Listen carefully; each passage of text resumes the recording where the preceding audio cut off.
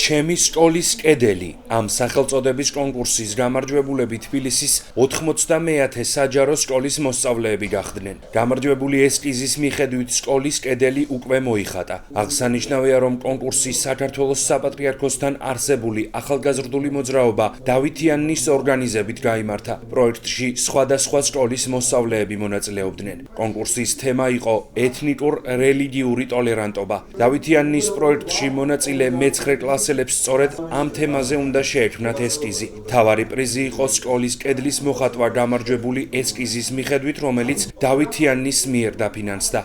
მადლობა პირველ რიგში ყველა იმ ადამიანს, ვინც მონაწილეობა მიიღო ამ მნიშვნელოვანი პროექტის განხორციელებაში.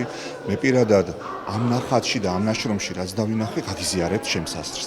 ამ ნაშრომში დავინახე ჭეშმარიტი ქრისტიანული ხედვით დანახული ტოლერანტობა. უღრმესი მადლობა ჩვენს უწმინდესსა და უნეტარეს კათოლიკოს პატრიარქს ილია მეორეს, რომლის ლოცვა-კურთხევის გარეშეც შეუძლებელია განხორციელებულიყო ეს პროექტი. უღრმესი მადლობა დავითიანის ორგანიზატორებს და დამფუძნებლებს, ყველა იმ პედაგოგს, სკოლის ადმინისტრაციას, ვინც ამაში მონაწილეობა მიიღო და უღრმესი მადლობა ყველაზე მეტად მნიშვნელოვანი, რაც მინდა ვთქვა, იმ ბავშვებს, ვინც თავისი სულით და გულით ჩადო ამ პროექტში და შესაბამის შედეგიც წარმოიშვა. უსურვებ ყველას სიკეთეს, ბედნიერებას, ღვთისწყალობას და ამ ნახატში ჩადებული იდეის პრაქტიკაში განხორციელებას.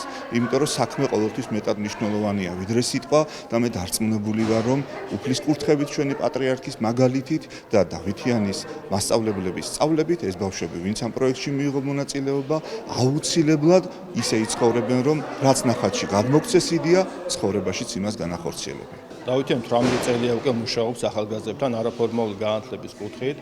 მოხარული ვართ, რომ ამ პროექტში ათასობით ახალგაზრდა ამ წლების განმავლობაში ჩართული. მიმდინარე წელს 25 სკოლის 150-მდე ახალგაზრდა მონაწილეობს და დღეს გვხვდა პატევი, რომ დავითიანის პროექტში ჩემი სკოლის კედელი, ესეც საკონკურსო პროექტი შედგა და ამ პროექტში გაიმარჯვა 90-მე საჯარო სკოლამ. ახალგაზრდებმა წარმოადგინეს ეთნიკურ-რელიგიური შინაარსის ნახატი, გაიმარჯვეს და დავითიანი უზრუნველყო ნახატის კედელზე გადატანა, რომელიც დარჩება ისტორიას, სკოლის ისტორიას და ეს იქნება ერთ-ერთი სავიზიტო ბარათი სკოლის, როგორც პროექტში გამარჯვებულის. 2024 წელს სკოლამ მონაწილეობა მიიღო პროექტ დავითიანის მიერ გამოცხადებულ კონკურსში ჩემი სკოლის კედელი.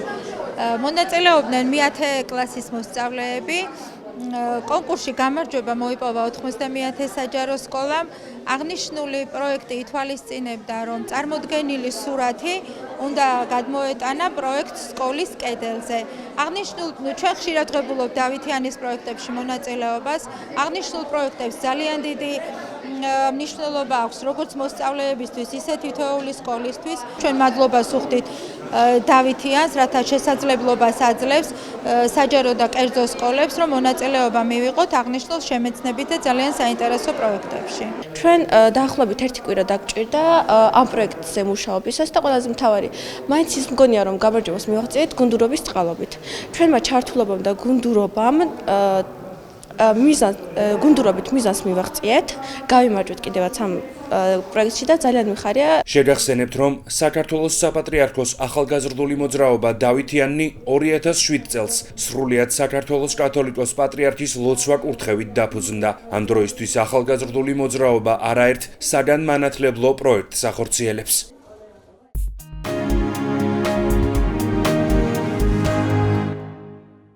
საქართველოს ეროვნული არქივის ვებგვერდზე ქართული ისტორიული ძეგლების ფოტოკოლექცია გამოქვეყნდა. ონლაინ სივრცეში ხელმისაწვდომი გახდა ეროვნულ არქივში დაცული მე-19, მე-20 და 21 საუკუნეებში გადაღებული 150-ზე მეტი ფოტოდოკუმენტი. წარმოდგენილია ეკლესია-მონასტრები, ციხე-ქალაქები და სხვა ისტორიული ნაგებობები. მათ შორის არის ალავერდის, გელათის, ბაგრატის, ბიჭვინთის, გრემის, სამთავისის ეკლესია-მონასტრების, ასევე აწყურის, ანაგისა და ხერთვისის ციხეების ამსახველი ფოტოები. კოლექციაში შეტანილია თანამედროვე პერიოდის ფოტოებიც, რომლებიც პროექტ ეროვნული არქივის ექსპედიციების ფარგლებშია გადაღებული.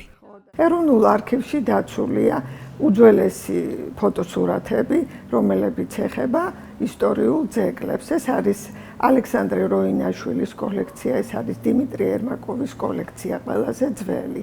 ალექსანდრე როინაშვილი გახდათ ფოტოგრაფი, რომელიც დადიოდა მთელ საქართველოში, თვითონვე ამბობდა ერთ-ერთ მოგონებაში იგონებს იქ, რომ ისტორიული ძეგლები დადგურდება, ბევრი ინგრევა და ფოტოსურათზე მაინც დარჩეს ეს ყველაფერიო.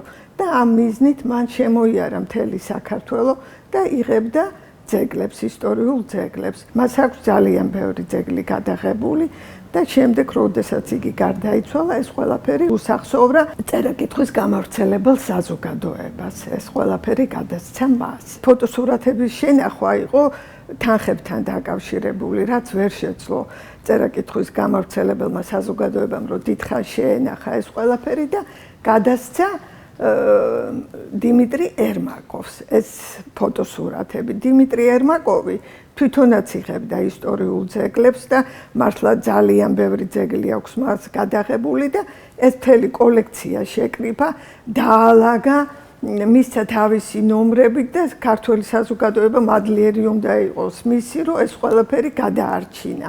შემდეგ მისი გარდაცვალების შემდეგ ეს ძეგლები მისმა მემკვიდრე მოინდომა მისი გაყიდვა. და ამაში ჩაერია ივანე ჯავახიშვილი და ექვთიმე თაყაიშვილი და არ მისცეს უფლება, რომ ეს გაეყიდა და მოსთხოვეს კავკასიის მუზეუმს, რომ შეეძინა ეს ფოტოსურათები და ასე მოაღწია ჩვენამდე. და ეხლა ამ პროექტის სახით ჩვენ გამოვფინეთ ეს ყველაფერი.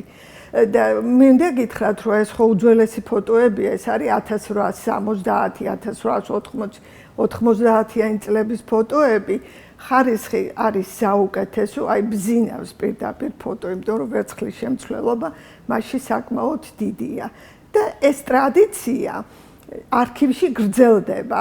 აი ახლა ჩვენი დირექტორი გიორგი კაკაბაძე ამ წუთას დადის, ესე მოგზაურობს საქართველოში და ძეგლებს იღებს ისევ და ასე რომ თანამედროვე ძეგლებიც რაც არის, ამ წუთას მდიდრდება არქივი ამ კოლექციებითაც.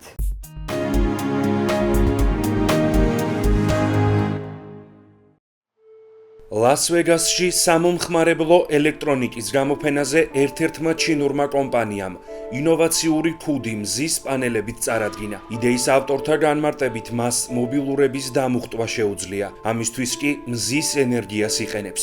ახალი ტექნოლოგია ერთდროულად ორი მოწყობილობის დამუხტვის საშუალებას იძლევა. მასში ჩამონტაჟებულია მცირე ზომის მზის პანელები. სპეციალისტების განმარტებით პროდუქტი დაცულია წყლისა და მტვრისგან. ქუდი ადვილად იკეცება და მისი ტარება მარტივია. ინოვაციური ტექნოლოგია უკვე გაყიდვაშია.